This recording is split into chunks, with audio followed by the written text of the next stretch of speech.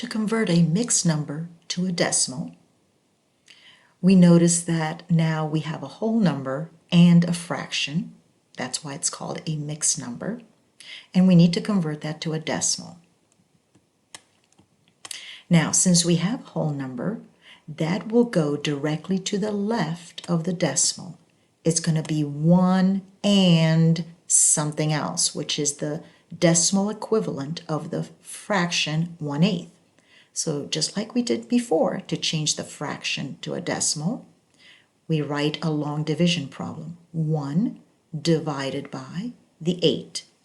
8 does not go into 1 evenly, so I'm going to add a decimal, bring it on up to the quotient line, and place a 0 at the end. So now 10 divided by 8 is 1.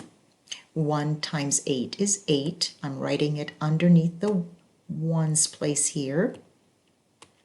The tenths place actually subtracting. So 10 minus 8 is 2. Now we put in another 0, bring it down, and now we have 20 divided by 8.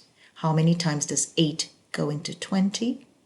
Twice, or 2 times. 2 times 8 is 16.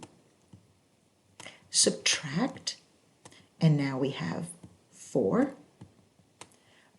Still have a remainder, so I'm going to keep going. Place another 0. Bring that down. Notice how vertically aligned all these place values are. This is 0 here. 40 divided by 8 is 5. Now 5 times 8 is 40. And when we subtract, we get a remainder of 0, meaning our job is done. This is a terminating decimal. It ends.